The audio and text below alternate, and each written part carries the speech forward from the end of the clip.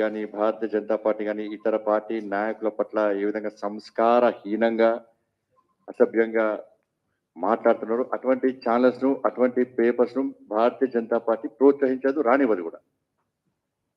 మళ్ళీ రిక్వెస్ట్ చేస్తున్నాం, అలాంటి పాత్రికేయులు ఎవరినా కూడా దయచేసి బయటికి పోవాల్సిందిగా విజ్ఞప్తి చేస్తున్నాం. అందరికీ నమస్కారం. ఇప్పుడు గౌరవ పెద్దలు శ్రీమతి నిర్మలా సీతారామన్ గారిని మాట్లాడవలసిందిగా కోరుతాను.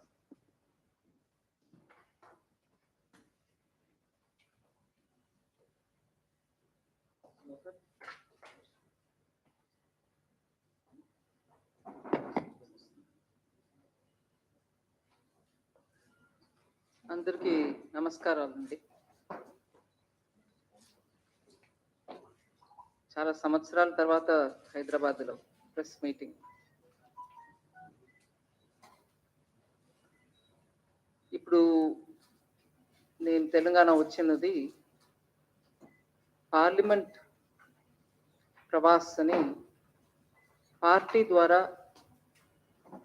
చాలా స్టేట్స్లో మినిస్టర్స్ వెళ్ళి 3 రోజులు ఏదో ఒక నియోజకవర్గంలో ఉండి ఆ 144లో అక్కడ ఉన్న కార్యకర్తలతోటి సంపర్కం చేయడం, వాళ్ళతోటి మాట్లాడటం, అలాగే వాళ్ళ కుటుంబాలతోటి వాళ్ళ ఫ్యామిలీలో వెళ్ళి వాళ్ళతో ఒక భోజనం,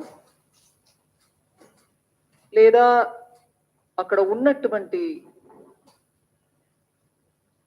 సమాజంలో ఉన్నటువంటి కొన్ని సెక్షన్స్ తోటి మాట్లాడటం, వాళ్ళ మనసులో ఈ మాట ఏముంది, వాళ్ళ ఇన్పుట్స్ ఏంటి, గ్రౌండ్లో జరిగేది ఏంటి, వాళ్ళకి ఏదైనా ముఖ్యంగా చెప్పాల్సిన విషయం ఉందా అనేదిని ఒక రకంగా మాట్లాడి అర్థం చేసుకొని రావడానికి. దీంట్లో ఆ నియోజకవర్గానికి ఒక్కసారి వెళ్ళాలని ఏం రూల్ లేదు. నేను నా తరపు నుంచి ఇక్కడ కోఆర్డినేట్ చేసే పెద్దలు, పార్టీ ప్రెసిడెంట్ ప్రేమేందర్ రెడ్డి గారు, వీళ్ళు ఈ పర్టికులర్ ప్రోగ్రామ్కి కోఆర్డినేషన్ వాళ్ళే చేస్తున్నారు కాబట్టి వాళ్ళతో మాట్లాడి, నేను ఒక్కసారి కాదండి 2-3 సారి కావాలంటే నేను రావాల్సి ఉంటుంది. ఎందుకంటే ఆ 3 రోజుల్లో నేను ఎంత న్యాయంగా అందరినీ కలవడం వీలవుతుందో నాకు తెలియదు. అందుకని కొంచెం బిట్స్లో హ్యాండిల్ చేద్దాం అని చెప్పుకొని ఈ పట్టు 3 రోజుల్లో కొంతమందిని మళ్ళీ 2-3 సార్లు అందరినీ కలుద్దామనే ప్లాన్. దీని ద్వారా నిన్న మొన్న నాకు చాలా మంచి అనుభవాలు. మా కార్యకర్తలు అందరూ చాలా ఉత్సాహంగా ఉన్నారు. గ్రౌండ్లో వాడికి ఉన్న సిట్యువేషన్, అట్లాగే ప్రజల పట్టు ఉన్న సేవాభావంతో నేను ఈ ఇష్యూస్ని ఎలాగైనా తీసుకెళ్ళి రాష్ట్ర ప్రభుత్వం లేకపోతే కేంద్ర ప్రభుత్వంలో చెప్పి దీనికి సొల్యూషన్స్ తెప్పించాలి అనే కమిట్మెంట్ తోటి ఉన్నటువంటి కార్యకర్తలు నాకు చాలా ఇన్స్పిరేషన్గా ఉంటుంది. అది కాకుండా పర్టికులర్లీ ఇంట్లో వెళ్ళి కార్యకర్తలతోటి ఉండడం అనే ఆ కార్యక్రమంలో కూడా ఒకరోజు భోజనం ఒక ఇంట్లో, ఒకరోజు పొద్దుటే బ్రేక్ఫాస్ట్ ఇంకో అని ఇవాళ మార్నింగ్ కూడా ఒక దళిత్ బస్తీలో ఉన్నటువంటి ఎస్సీ మోర్చా ప్రెసిడెంట్ వాళ్ళ ఇంటికి వెళ్ళాం, మండల్ ప్రెసిడెంట్ వాళ్ళ ఇంటికి వెళ్ళాం. వాళ్ళ కుటుంబం అందరితో సభ్యులతోటి మాట్లాడటం జరిగింది. సామాజిక వర్గం అని చూసి పర్టికులర్లీ ఒక కమ్యూనిటీ అని వెళ్ళకుండా ఈసారి ఫార్మర్స్ యాజ్ అ సెగ్మెంట్, రైతుల సమస్యలను అర్థం చేసుకోవడానికి ఇవాళ మార్నింగ్ ఒక పెద్ద మా కిసాన్ మోర్చా సంబంధించిన కార్యకర్తలు, వాళ్ళతో స్నేహంగా ఉన్నటువంటి కొంతమంది రైతులు, వాళ్ళందరినీ పిలిపించి ఒక కన్సల్టేటివ్ మీటింగ్ లాగా వాళ్ళ విషయాలు చెప్పడం, అది విన్నాక దానికి జవాబు కాదు కానీ అది విని దాని తర్వాత నా వాట వచ్చినప్పుడు మోదీ బీజేపీ గవర్నమెంట్ 2014 నుంచి వాళ్ళ వరకు రైతులకి ఏమేమి చేశారు, ఇంకా ఏం చేస్తూ ఉన్నారనేది కూడా వివరంగా చెప్పడం జరిగింది. నిన్న అన్ని పార్టీలో ఉన్నటువంటి మోర్చాస్ను అంటాం. అంటే 6 మోర్చాలు ఉన్నాయి. Kisan Morcha, SC Morcha, ST Morcha, minority Morcha, OBC Morcha, మహిళా మోర్చా. ఈ 6 తోటి కూడా వాళ్ళందరూ కూడా ఒకే మీటింగ్కి వచ్చారు. వాళ్ళు ప్రతి ఒక్కరు కూడా వాళ్ళ ఇష్యూ, మోర్చా సంబంధించిన ఇష్యూస్ చెప్పారు. అవి మాట్లాడుకున్నాం. సో ఈ పట్టు ఎసెన్షియలీ పార్టీ కార్యకర్తలు, పార్టీ కుటుంబాలు ప్లస్ పార్టీ సంబంధించిన మోర్చాల నుంచి వచ్చే రిప్రజెంటేటివ్స్ వాళ్ళందరితోటి సంపర్కం చేయడమే మెయిన్ ఈ పట్టు విషయం. సమ్మన్ సబ్స్టెన్స్ నాకైతే చాలా బీజేపీ ఒక సంగారెడ్డి, కామారెడ్డి, నిజామాబాద్ పక్కన ఉన్నటువంటి కాన్స్టిట్యువెన్సీలో ఉన్న మా కార్యకర్తలు అందరూ కూడా చాలా మోటివేటెడ్ గా ఉన్నారు. It was very very inspirational. As opening statement ఇంతే నేను చెప్పదలుచుకున్నాను. ప్రేమేందర్ రెడ్డి గారు అడిగేటప్పుడు అడిగే ముందు మీ పేపర్ ఛానల్ పేరు చెప్పండి. ప్రగతి భవన్ నుంచి పేపర్ లీక్ అయింది. ప్రగతి భవన్ నుంచి పేపర్ లీక్ అయింది. ఇంత స్థాయికి ఒక నిర్మలా సీతారామన్ గారు తెలంగాణకు వస్తుండడానికి ఇంత భయపడు ఎందుకో నాకు అర్థం కాలేదు. టీఆర్ఎస్ పార్టీకి ముఖ్యమంత్రికి క్వశ్చన్స్ రాసి ఈడ భారతీయ జనతా పార్టీలో బీజేపీ బీట్ చూసేటువంటి రిపోర్టర్స్ అందరూ సత్తా ఉన్నోళ్ళు పక్కా కంకలు అంటారు. కంకలు వాళ్ళు ఇక్కడ అంటే వాళ్ళకి ఏం తెలియదు. మీ ప్రగతి భవన్సి క్వశ్చన్స్ వేస్తే అడగాలనా? ఇటువంటి చిల్లర వేషాలు దయచేసి బంద్ చేయాలి. వారు అన్నిటికీ సిద్ధం ఉంటారు. వారికి ఒక ఫైర్ బ్రాండ్ వారు. కానీ మీడియా దయచేసి మీ ఛానల్ పేరు కానీ పేపర్ పేరు చెప్పినాక వారికి వచ్చాను సార్. కొన్ని ఛానల్స్ చెప్పాల్సిన అవసరం లేదు, బహిష్కరిస్తాం కాబట్టి గౌరవప్రదంగా.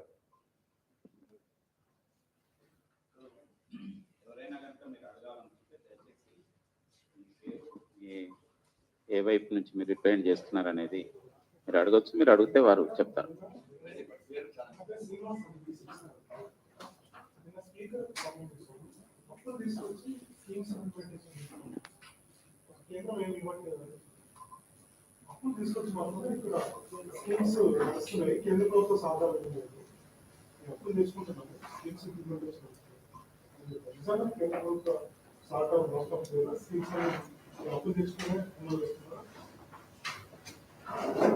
ప్రతి స్కీమ్ కి కేంద్ర ప్రభుత్వం ఒక వాటా ఉంటుందండి, స్టేట్ ప్రభుత్వం ఒక వాటా ఉంటుంది. ఇప్పుడు లాస్ట్ 1 year నుంచి ఒక విషయం నేను మీ దృష్టికి తీసుకొస్తున్నాను. డైరెక్ట్ గా దీనికి ఆన్సర్ కాదు అది, కానీ అది చెప్పడం వల్ల ఈ ఆన్సర్ కూడా మీకు అర్థమవుతుంది.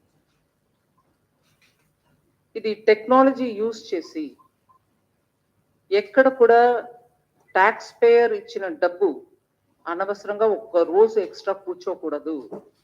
ఏ ప్రాజెక్ట్ వెళ్ళాలో ఆ ప్రాజెక్ట్ టైంకి వెళ్ళాలి అనే ఆ దృష్టిలో ఒక సిస్టమ్ తీసుకొచ్చాము. ఇది ఈ ప్రాజెక్టుకు వర్తిస్తుంది నేను చెప్పట్లా, కానీ చెప్తున్నాను. ట్యాక్స్ పేయర్ ఒక్కొక్క పైసాని సరిగా ఉపయోగం చేయడానికి కేంద్ర ప్రభుత్వంలో ఏమేం చర్యలు తీసుకుంటున్నాం దాంట్లో ఒక్కటి మీ ముందు పెడతాం. దానివల్ల డిజిటైజ్ చేసేసాం పూర్తిగా.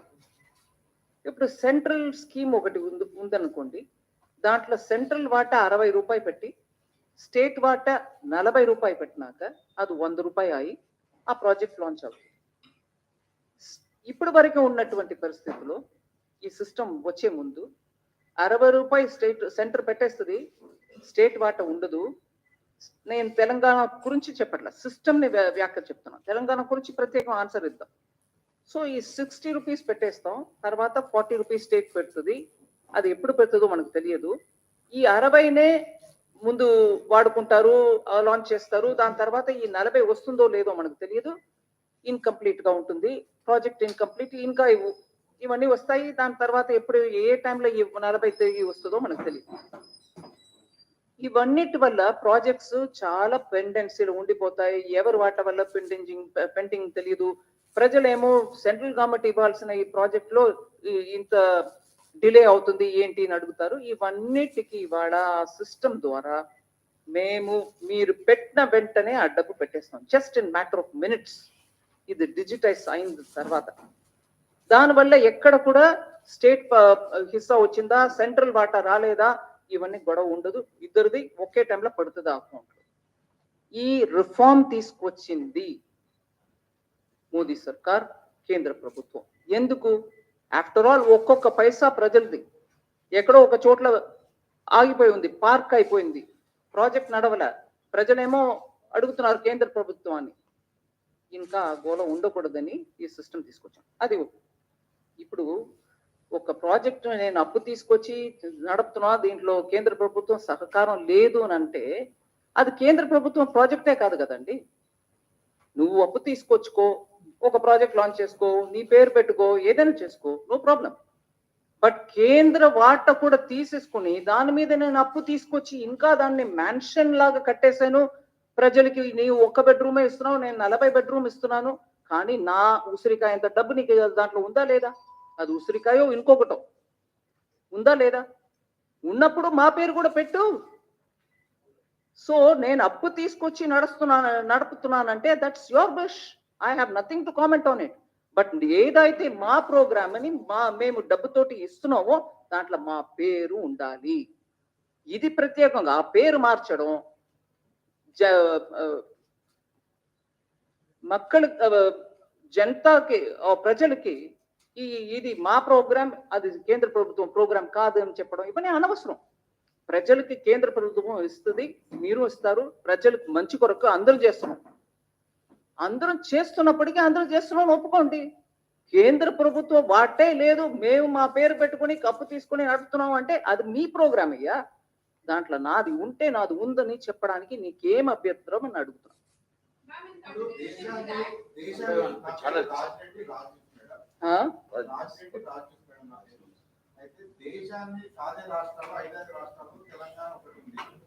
తెలంగాణ కేంద్ర ప్రభుత్వం పథకాలు అమలవుతున్నాయి కదా, కేసీఆర్ ఫోటోలు పెట్టడానికి రాష్ట్ర ఆర్థిక శాఖ మంత్రి అడుగుతున్నారు. నాకు అర్థం లేదండి. దేశాన్ని సాధే రాష్ట్రాల్లో 5 రాష్ట్రాల్లో తెలంగాణ ఒకటి ఉంది. కంట్రిబ్యూషన్ దేశానికి మొత్తం నడవడానికి కంట్రిబ్యూషన్ 5 రాష్ట్రాల్లో తెలంగాణ కూడా ఉంది.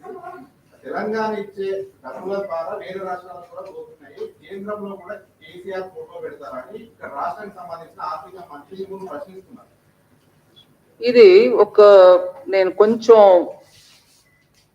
క్లుప్తంగా ఆన్సర్ ఇవ్వకుండా కొంచెం పెద్దగా ఆన్సర్ ఇస్తాను. వ్యంగ్యంగా సినికల్గా నువ్వెంతైనా తిప్పు బాబు, నువ్వెంత కావాలో దాన్ని ట్విస్ట్ చెయ్యి. హిందీలో చెప్తారు తోడ్ మరోడ్ చెయ్యి. విషయం ఏంటి? నేను అదే ప్రశ్నకి నేను ఇంకో రకంగా అడుగుతున్నా. తెలంగాణలో హైదరాబాదు 55% తెలంగాణ ఇన్కమ్కు కాంట్రిబ్యూట్ చేస్తుంది. 55%. నేను ఉదాహరణకి జిఎస్టీ ఎగ్జాంపుల్ తీసుకొని చెప్తున్నా, అప్ టు 50 to 55%. ఆదిలాబాద్లో ఒక ప్రాజెక్టుకి హైదరాబాద్ ట్యాక్స్ పేయర్ ఇచ్చిన డబ్బుతోటి ఇక్కడ నేను చేస్తున్నానని హైదరాబాద్ ఓటర్లు అందరి పేరు మీద నడుపుతారా? హైదరాబాద్లో ఉన్నట్టు ఎంపీ వారు ఫోటో పెట్టి నడుపుతారా? అక్కడ ఉన్న బిల్డింగ్ మీద నీ అది చెప్తావా, హైదరాబాద్ ఇచ్చిన రెవెన్యూ వల్ల ఈ బిల్డింగ్ కడుతున్నావు అని పెడతారా? అట్లా ఉంది. అంటే వ్యంగ్యంగా నేను ఎంతైనా అడుగుతా, వెటకారంగా మాట్లాడతా, అవన్నిటికి సరి సాటి జవాబు ఇవ్వు అని అంటే ఇది జవాబు. హైదరాబాద్ 55% మీకు ఇన్కమ్ ఇస్తుందంటే అన్ని జిల్లాల్లో నడిపే ప్రతి కార్యక్రమంలో కూడా హైదరాబాద్ ఎంపీ మీరు కాదు కదా, మరి ఎంపీది పెట్టుకోండి. ఇట్లా జవాబు ప్రజల కోసం ఇస్తున్నావు, ఎదురు ఆపోజిట్ పార్టీ కోసం ఇవ్వట్లా. బీజేపీ ఒక ప్రశ్న అడుగుతుంది, బీజేపీకి నేనెవరు ఇవ్వడానికి, హూజ్ బీజేపీ అనొచ్చండి. కానీ బీజేపీ అడిగే ప్రశ్న, అలాగా టిఆర్ఎస్ అడిగే ప్రశ్న, ప్రజలకి దానికి జవాబు కావాలనే దాని కోసం అడుగుతున్నాం. మీరు ఎవరు అడిగినా, మీడియా ఎవరు అడిగినా కూడా ప్రజలకి దాంట్లో ఒక ఎక్స్ప్లెనేషన్ కావాలి. అది ఇవ్వడం ఇవ్వకుండా పోవడం అది మీ ఇష్టం. కానీ వ్యంగ్యంగా ఇలా తిప్పితే వ్యంగ్యంగా ఎవరైనా తిప్పగలుగుతారు. हिंदी मिला कल हरीश राव जी ने कहा कि आपने आयुष्मान भारत में अभी तेलंगाना शामिल नहीं हुआ है, लेकिन वो कहते हैं कि हम 2022 में आयुष्मान भारत में शामिल हो रहे हैं, केंद्र सरकार ने कुछ पैसा भी दिया है। अगर आप साबित कर सकते हैं कि हम आयुष्मान में शामिल नहीं हुए हैं, तो आप रिजाइन कीजिए, गलत हो तो, या तो मैं रिजाइन करूँ। यही भाषा बड़ी ऐसे ही होता है, मगर मेरा उस दिन का प्रेस कॉन्फ्रेंस का रिकॉर्डिंग देख लीजिए। मेरा रिकॉर्डिंग नहीं है, आपका रिकॉर्डिंग ही देख लीजिए। उसमें मैंने क्लियरली बोले 2021 तक, शायद जुलाई 2021 if I remember correct, I said it May 2021 లేదు వారు హిందీ ప్రశ్న అడిగారండి, నేను మళ్ళీ తెలుగులో మీకు కూడా అదే విషయం చెప్తాను. తెలుగులో చెప్పనా? నా ప్రెస్ కాన్ఫరెన్స్ లో నేను ఏం చెప్పాను ఈ విషయం మీద అనేది ఒకసారి శుభ్రంగా చూసుకోమనండి, చూసుకొని మాట్లాడమనండి. దాని తర్వాత ఇంతో అవ్లు అంత టెన్షన్ పెట్టుకుని నేను రిసైన్ చేయి, నేను రెసిగ్నేషన్ చూసుకుందామండి. ప్రజలు ఎవరిని తీయాలి, ఎవరిని పెట్టాలనేది ప్రజలు చూసుకుంటున్నారు. ప్రతి మాటకి రోజు పొద్దుటే లేచి రోజు సాయంకాలం ఒక ప్రెస్ కాన్ఫరెన్స్ పెట్టుకుని పల్నా నువ్వు రిసైన్ చెయ్యి, నీ అన్ని ఏకవచనం. రిసిగ్నేషన్ తర్వాత ముందు నేను ఇచ్చినదని చూడమనండి. నేను దాంట్లో చెప్పింది కూడా ఇదే. 2021 వరకు చాలా వరకు ప్రోగ్రామ్స్ లో పార్టిసిపేట్ చేయం, నో వే అన్న వాళ్ళు అప్పుడు ఎందుకో మనసు మార్చుకొని వచ్చి చేరారు అనే లైన్ కూడా నేను చెప్పాను అక్కడ. కానీ ఆ 2021 లో జ్ఞానం ఎందుకంటే వచ్చింది? అప్పటి వరకు ఏం చేశారు? ప్రజల్ని మబ్బు పెట్టడానిక? సో పూర్తిగా విని మాట్లాడితే అందంగా ఉంటుంది, పర్టికులర్లీ మినిస్టర్స్ ఒక పొజిషన్ లో ఉన్నవాళ్ళు. ఊరికి ఏదో విన్నాను దాన్ని పెట్టుకుని రెస్పాండ్ చేశాను, ఆ పద్ధతి వద్దండి. ప్రజల కోసం మనం కొంచెం డీటెయిల్డ్ గా మ్యాటర్ ఆఫ్ ఫ్యాక్ట్ గా చెప్పడం అవసరం.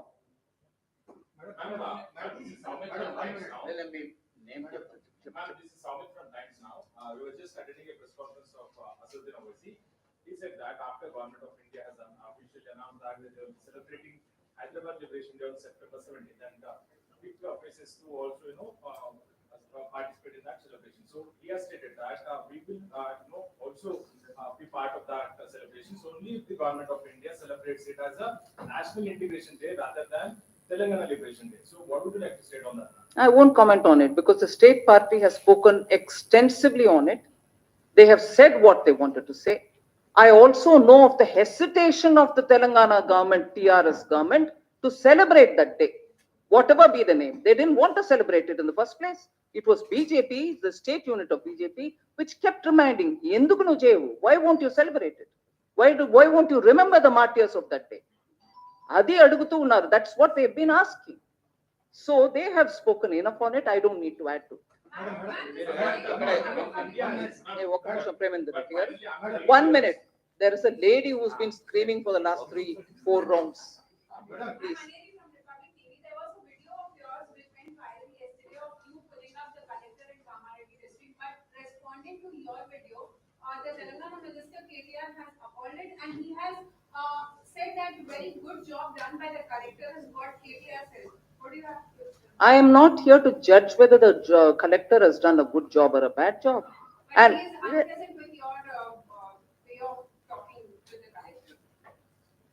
can I answer now? I am not here to judge about the conduct of the collector. But as a people's representative, I have every business to ask a question. And when I ask a question, please point out to me through that entire conversation before that PDS ration shop, if there was anything objectionable, unparliamentary, discourteous language that I've used. So as a people's representative, if I ask a question to an administrator, and if he is unable to give me an answer, I even went to the extent of saying, "Oh, you don't have an answer now? Maybe after half an hour, you can give me." I said that also. Now, if after that, somebody, whoever be it, minister, MP, MLA, whoever be it, media, if you think that wasn't right, you have every right to your opinion. But I think As a people's representative, I have every business to ask and seek an answer. If my language was objectionable, you have every business to comment. But I think I've not crossed any limits of parliamentary language, discourteous language, none of that. So where is the objection?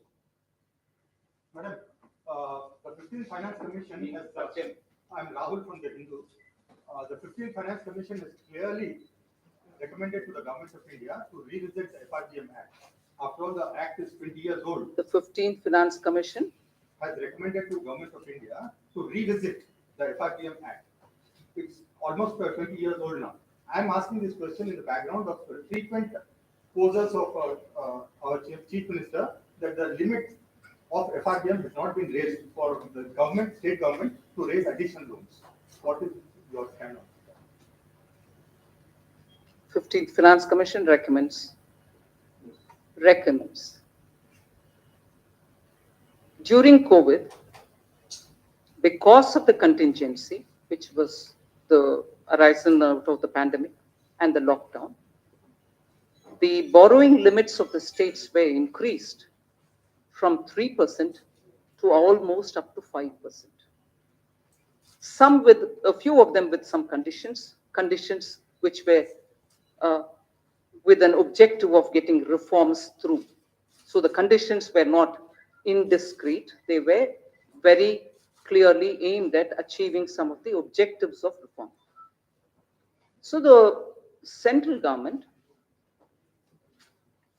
at the time of the lockdown, post the lockdown, because of COVID, understood and in consultation with the states,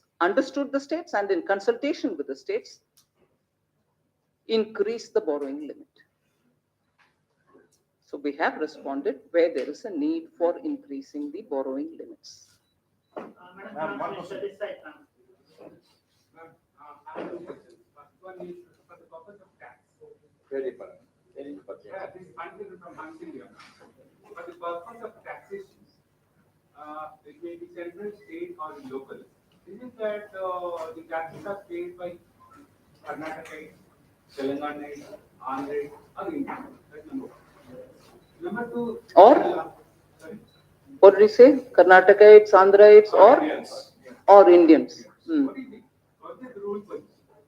Second one, there are lots of illegalities taking place in the case of printing companies.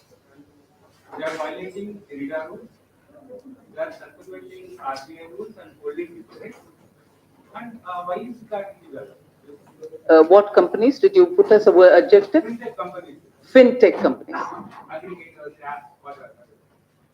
Why is that no one is taking? That they collecting deposits. Yeah. You're done? Yeah. I think you've answered your question yourself by saying, is it paid by Andhrites? Is it paid by Kannadigas? Is it paid by Indians? You have the answer embedded in your question itself. So it's worrying that sometimes when people want to rake up regionalism and question as though the center is an alien and the states are the ones which are going to have to ask such questions. You've answered your question, but I've just elaborated. On the fintech companies collecting deposits, which probably go against the law, there should be somebody flagging it. And if it's flagged, I can work with the Reserve Bank and ensure that it doesn't happen. Wrongdoings can be contained.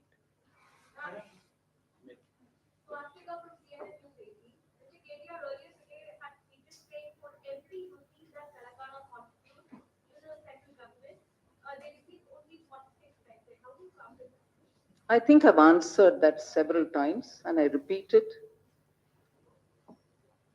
If every individual or state starts saying, I paid so much, so give me that much back, taxation principle doesn't work on that ground. That is why I quoted the example of Hyderabad and Hyderabad district.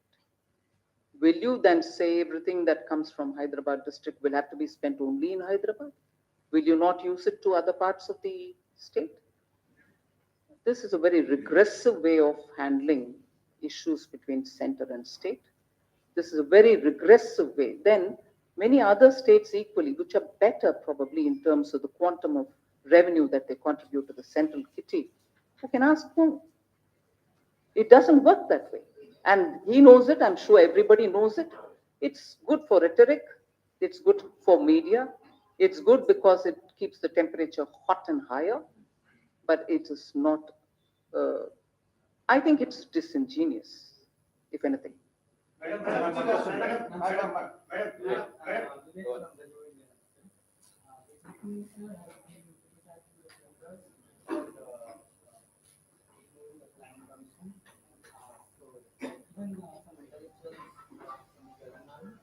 were suggesting that there should be some body which has the power to control the expenditure of the state, and it should be independent of the so they are suggesting that some body should be there. So the Planning Commission earlier, according to them, therefore, was controlling their expenditure, and that was okay for them. But whereas under the Constitution, there is an act which tells the Government of India Expenditure Department should have an oversight over the state's expenditure, that's objectionable. So what is provided by Constitution is objectionable, whereas what the Planning Commission, which at that time was not even constitutionally provided, it wasn't even statutorily provided, that is acceptable. So please, let's do some homework on it. I want to learn more on this. A constitutional provision for the central government expenditure department to make sure that the borrowings of the states are also taken into consideration to understand where the debt to GDP ratio will be is objectionable, whereas you want a body which was not even a constitutionally provided body to govern and say that is acceptable. So I'm surprised at this. No arguments here. If you're voicing your view, I'll take it. Then. Yes. Yes. Right. Absolutely. I should have come out long back. 40,000 becoming 1,40,000. I'm sure it should have come out long time back. I agree. Yeah, ma'am, one question. Ma'am, the GDP growth in the first quarter was 13.5%. Do you see similar double-digit growth for that time? Well, I'll hope for. We'll work for it. And I'm also taking into consideration the facts that economies which were far developed than India, economies which are comparable with India like the other emerging markets, and I'm not deriding anybody, but the reality is, at a time when multilateral institutions, whether they are World Bank, IMF, or any others, who are looking at global economy, are clearly saying that many of these countries are on the verge of recession if they are already not in it. And, sorry, and there are economies which are at a high risk of recession. Some of them 85%, some of them 15-16%. And the report also very clearly says that India is not on the verge of a recession at all. So if we are not on the verge of recession,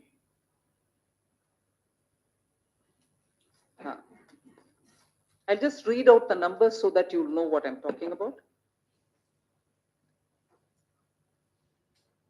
This is a Bloomberg report.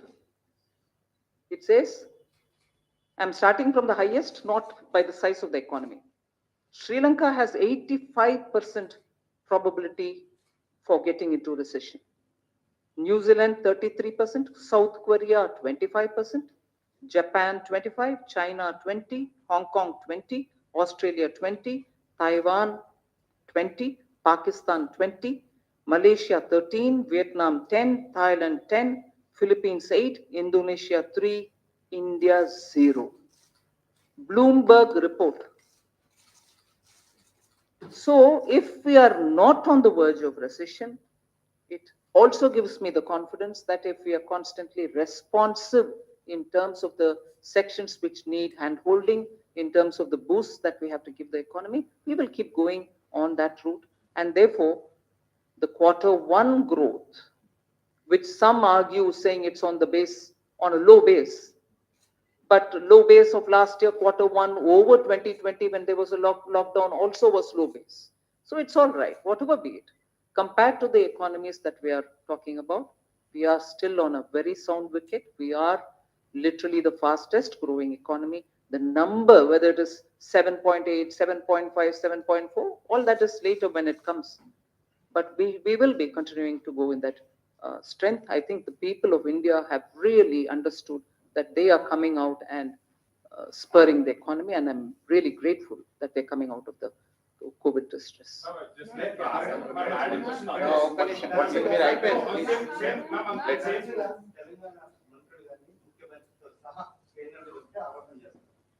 Telangana మీద నిర్లక్ష్యంగా వ్యవహరిస్తుంది BJP కేంద్ర ప్రభుత్వం అని చెప్పి ఆరోపణ చేస్తుంది. విభజన చట్టంలో పొందుపరిచిన హామీలను అమలు చేయడం దగ్గర నుండి రాష్ట్రానికి రావాల్సిన ట్యాక్సుల వరకు విషయాల్లో కూడా ఒక రకమైన నిర్లక్ష్యంగా ఉంటుంది వీళ్ళ దీంట్లో వాస్తవం ఉందంట. 1% కూడా వాస్తవం లేదు.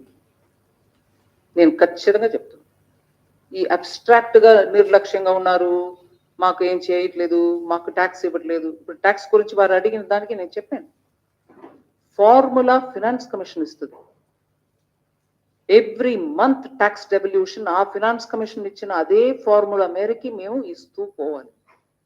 అది ఇవాళ వరకు అప్ టు డేట్ గా ఉన్నాం. అది మాత్రం కాదు, కొన్ని నెల నేను అడ్వాన్స్ గా రాబోయిన మంత్ లో ఇవ్వాల్సినది కూడా ముందే ఇచ్చేసి, సో దట్ వాళ్ళకి చేతులు ఉండాలి, ఖర్చు పెట్టే వాళ్ళు స్టేట్స్ అని చెప్పుకొని టైంకి ఇవ్వడం మాత్రం కాదు, ముందే ఇవ్వడం కూడా జరిగింది.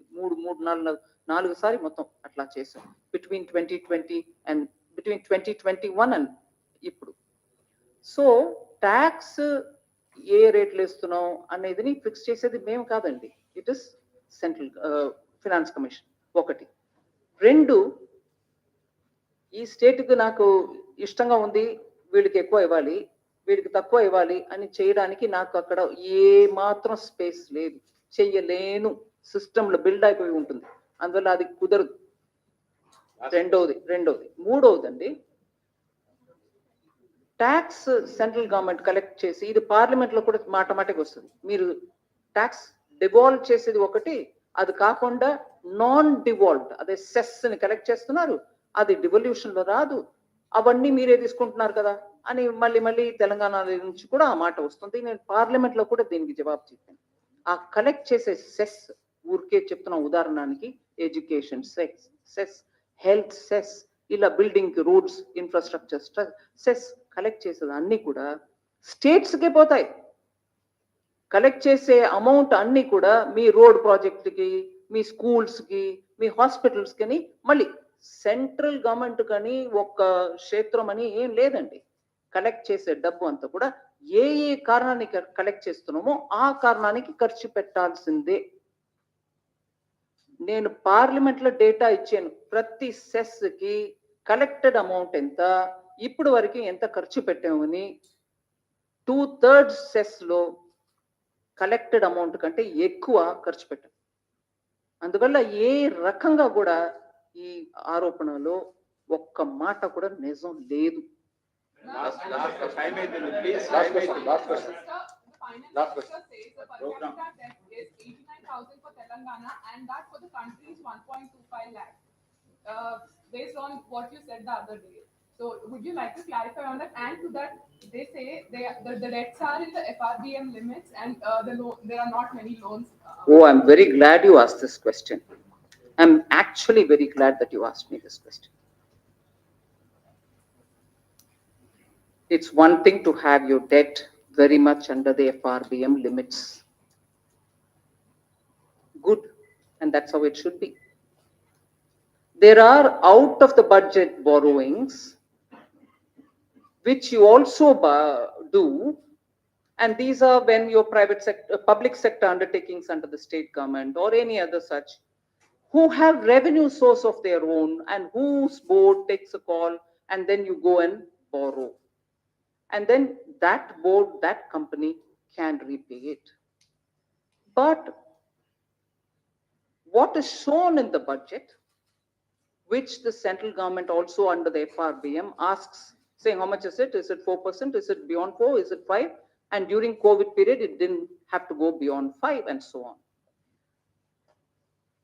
If you borrow under the FRBM, but probably borrow as much or more outside of that, which doesn't come into the budget. It's outside of the budget. Now, both put together, you may say, why should you put together? They have taken care of by borrowing because they have a provision to borrow. They also are seeking permission and then borrowing. But many of that is beyond their capacity and it doesn't even come into your budget. You're not telling the people of Telangana or the elected representatives about that burden also getting added on here. So, in a way, we are all spending time talking about things, saying, no, it is blue, dark blue, but not light blue, but that it is blue is the discussion. And that, in a way, by getting further deeper in this conversation, Telangana is probably accepting that they are actually beyond the limit. So it is this, but it is not that. Are Baba, both put together, it is that. Na? Will you put together? You shouldn't put together will be the next answer. I can tell you by before the time I leave from the city, there will be one more response.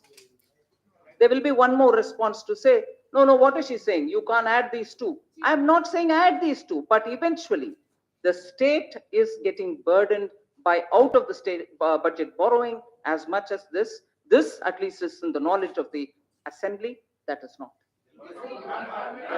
Chepta. For the out of the budget borrowings, you are already adding for the previous years. It should be retrospective instead. I'm not getting into that debate, ma'am. We can have it separately. I'm not refusing to get. ఒక్క నిమిషం అండి, జవాబు చెప్తున్నప్పుడు నాకు అంత intelligence లేదు మీ లాగా అష్టావధానం చేయడానికి. కొంచెం మెల్లగా వెళ్తా. So it's all right. We can always get into the details of this is not it, that's not it. Is she talking like this? Overall, and I quoted the former finance minister of Telangana when I said, every child born in the state has now got 1.25 lakh on their head. What was the response to it? No, it's not 1.25, it is probably 110. You are admitting that you're burdening the future generation. Wo hai story. Please. Ma'am, you said about development, ma'am. No, I can't. Ma'am, I just want to say about IS. No, you had your turn. Please hold on. That one, ఇప్పుడు వరకు ప్రశ్న అడగలేని వాళ్ళు అడగండి. మళ్ళీ అదే.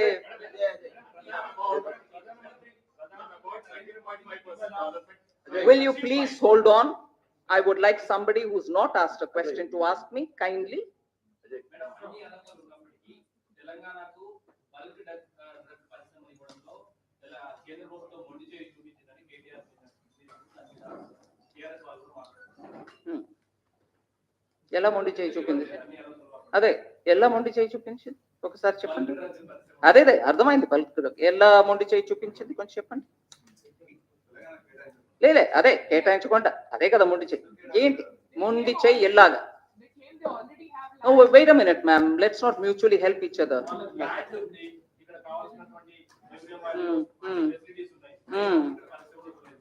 ఇవ్వలేదు.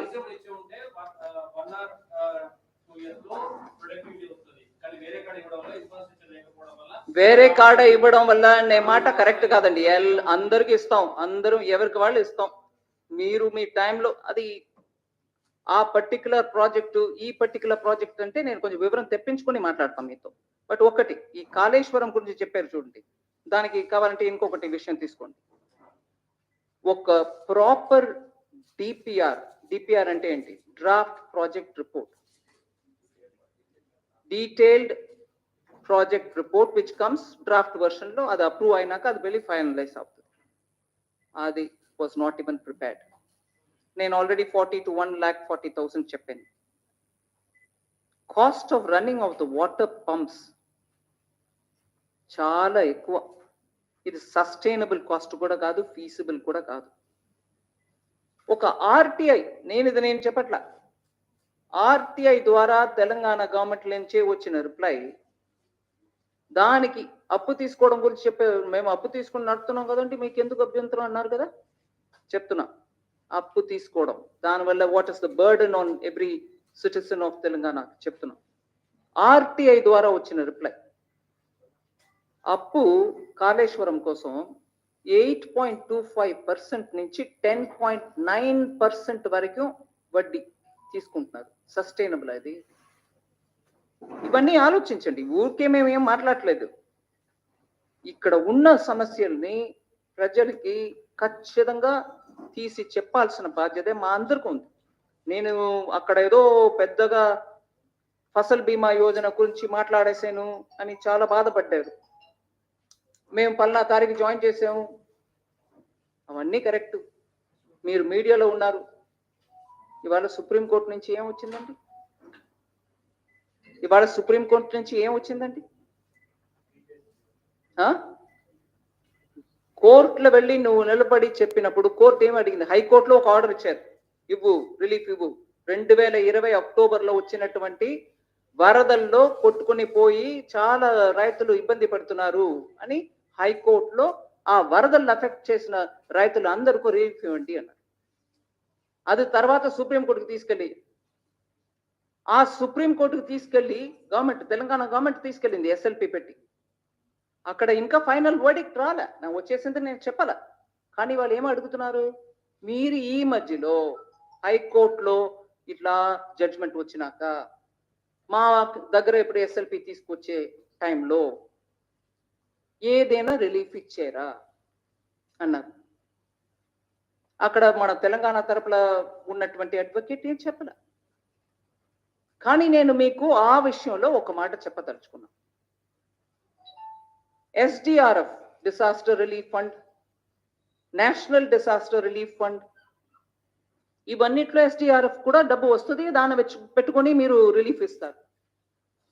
ఈ వరదల విషయంలో అక్టోబర్ 2020కి వచ్చిన వరదల విషయంలో SDRF ద్వారా కేంద్ర ప్రభుత్వం ద్వారా సెంటర్ శాంక్షన్ చేసిన అమౌంట్ 188 కోట్లు, 188 crores, 188 crores.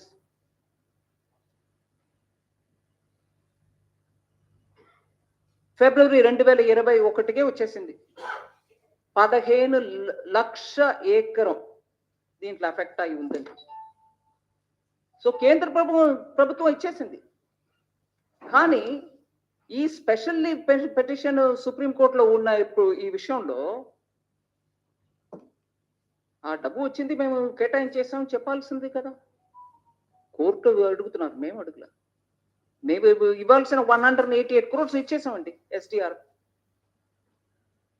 ఆ అక్టోబర్ 2020 వరదలకి ఇవ్వాల్సింది ఇచ్చారా లేదా నాకు తెలియదు, కోర్టులో ఉంది మాట. కానీ ఇవాళ మీడియాలో వచ్చింది కాబట్టి నేను కోర్టు చేస్తున్నా, నేనేం కొత్తగా తీసుకురాలా. అక్కడ క్లియర్గా ఆ రిపోర్ట్లోనే అంటున్నారు 2020 వరదలకి SDRF ద్వారా కేంద్ర ప్రభుత్వం 188 కోట్లు. I'll read that sentence if you want.